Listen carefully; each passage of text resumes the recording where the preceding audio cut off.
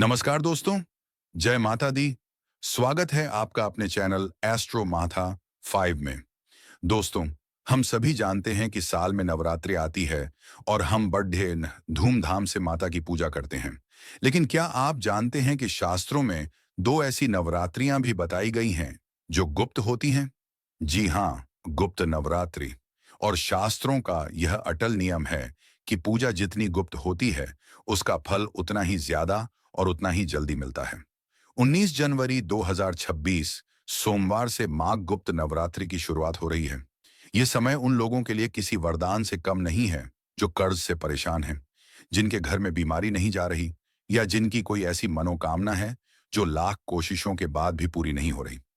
आज के इस वीडियो में मैं आपको बताऊंगा कि गुप्त नवरात्रि सामान्य नवरात्रि से अलग क्यों है, इसकी पूजा विधि क्या है और सबसे महत्वपूर्ण वो कौन सी गलतियां हैं जो आपको भूलकर भी नहीं करनी है।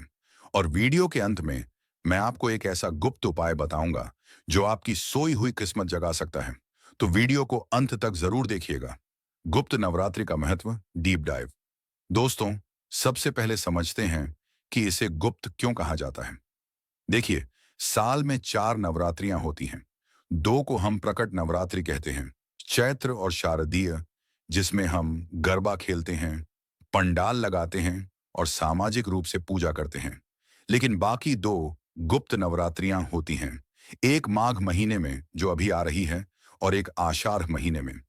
प्रकट नवरात्रि में हम माँ दुर्गा के 9 रूपों, शैलपुत्री, ब्रह्मचारिणी आदि की पूजा करते हैं। लेकिन गुप्त नवरात्रि में 10 महाविद्याओं की साधना की जाती है। ये 10 महाविद्याएं हैं: माँ काली, तारा, त्रिपुर सुंदरी, भुवनेश्वरी, छिन्नमस्ता, त्रिपुर भैरवी, धूमावती, बगलामुखी, मातंगी और कमला। ये समय तंत्र साधना, मंत्र सिद्धि और विशेष मनोरथ पूर्ति के लिए सर्वश्रेष्ठ माना जाता है। और ऋषियों का कहना है कि गुप्त नवरात्रि में की गई पूजा का फल सामान्य दिनों के मुकाबले 10 गुना ज्यादा मिलता है, बशर्ते आप इसे गुप्त रखें, यानी अपनी साधना का ढिंडोरा न पीटें। शुभ मुहूर्त और तिथियां। अब आप डायरी और पेन लेकर नोट कर लीजिए इस बार की तिथियां और शुभ मुहूर्त। माघ गुप्त नवरात्रि की शुरुआत 19 जनवरी 2026 दिन सोमवार से हो रही है। सोमवार का दिन भगवान शिव का है और शक्ति की उपासना शिव के बिना अधूरी है, इसलिए यह संयोग बहुत शुभ है। इसका समापन 27 जनवरी 2026 को महानवमी के दिन होगा। अगर आप घर में कलश स्थापना, घट स्थापना करना चाहते हैं, तो उसका सबसे शुभ मुहूर्त नोट करें। 19 जनवरी की सुबह 7:14 से लेकर 10:46 तक का समय सबसे अच्छा है। अगर आप सुबह नहीं कर पाते हैं, तो अभिजीत मुहूर्त में दोपहर 12:11 से 12:53 के बीच कलश स्थापना जरूर कर लें। यह समय किसी भी शुभ कार्य के लिए सर्वोत्तम होता है। पूजा विधि, स्टेप बाय स्टेप। अब बात करते हैं पूजा विधि की। बहुत से लोग डरते हैं कि गुप्त नवरात्रि केवल तांत्रिकों के लिए है, लेकिन ऐसा नहीं है। एक गृहस्थ व्यक्ति, सांसारिक लोग भी बहुत सरल विधि से इसका लाभ उठा सकते हैं। आपको क्या करना है, ध्यान से सुनिए। स्थान और दिशा। सबसे पहले अपने घर के मंदिर की सफाई करें। पूजा के लिए पूर्व, ईस्ट या उत्तर, नॉर्थ दिशा की ओर मुंह करके बैठें। लाल रंग का ऊनी आसन बिछाएं क्योंकि माता को लाल रंग अति प्रिय है। संकल्प। पहले दिन हाथ में थोड़ा जल, अक्षत, चावल और एक फूल लेकर संकल्प लें।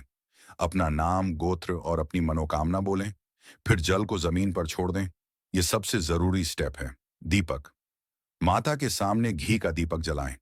अगर आप शत्रुओं से परेशान हैं या कर्ज बहुत है, तो तिल के तेल का दीपक जलाना ज्यादा शुभ माना जाता है। पाठ। गुप्त नवरात्रि में दुर्गा सप्तशती का पाठ कल्प वृक्ष के समान है।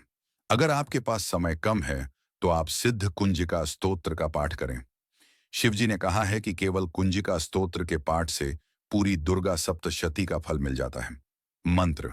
इस दौरान आप नवाण मंत्र एयूएम एंड ह्रीं क्लीं चामुंडाय विच्छे का जाप रुद्राक्ष या कमल घट्टे की माला से रोज 108 बार जरूर करें। नियम और सावधानियां क्या न करें। दोस्तों, शक्ति की उपासना में नियमों का पालन बहुत जरूरी है। थोड़ी सी लापरवाही से फल नहीं मिलता। इन 9 दिनों में इन बातों का विशेष ध्यान रखें। सात्विकता। इन 9 दिनों तक घर में पूर्ण सात्विकता होनी चाहिए। प्याज, लहसुन, मांस और मदिरा का सेवन तो दूर, इसे घर में लाना भी वर्जित है।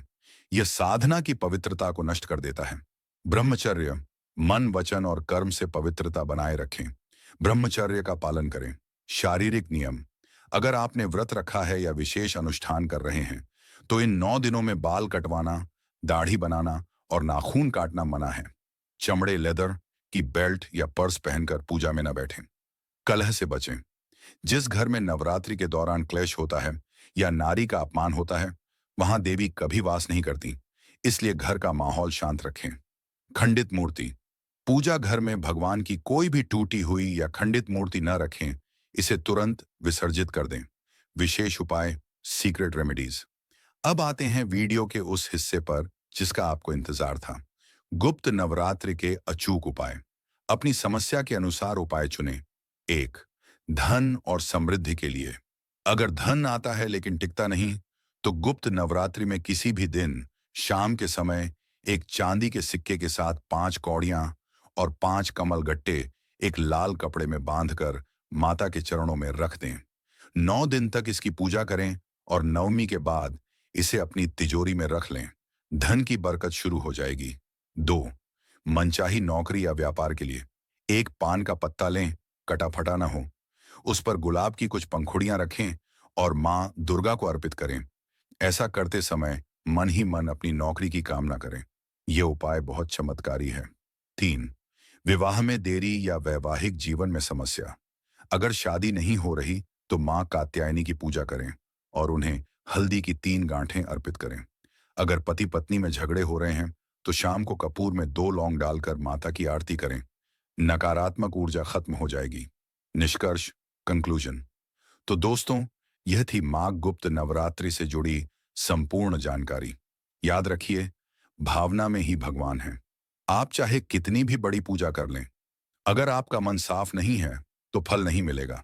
और अगर आप सच्चे दिल से केवल एक फूल भी चढ़ा देंगे, तो मां उसे स्वीकार कर लेंगी। यह 9 दिन आपके जीवन को बदलने वाले साबित हो सकते हैं। 19 जनवरी से पूरी श्रद्धा के साथ पूजा शुरू करें। अगर आपके मन में कोई सवाल है, तो नीचे कमेंट बॉक्स में जरूर पूछें। मैं जवाब देने की पूरी कोशिश करूंगा। अगर आपको यह जानकारी अच्छी लगी, तो वीडियो को लाइक करें और अपने परिवार और दोस्तों के साथ शेयर जरूर करें, ताकि उन्हें भी इसका लाभ मिल सके। माता रानी आपकी सभी मनोकामनाएं पूरी करें। कमेंट में प्रेम से लिखिए, जय माता दी। चैनल को सब्सक्राइब करना ना भूलें। मिलते हैं अगले वीडियो में। धन्यवाद।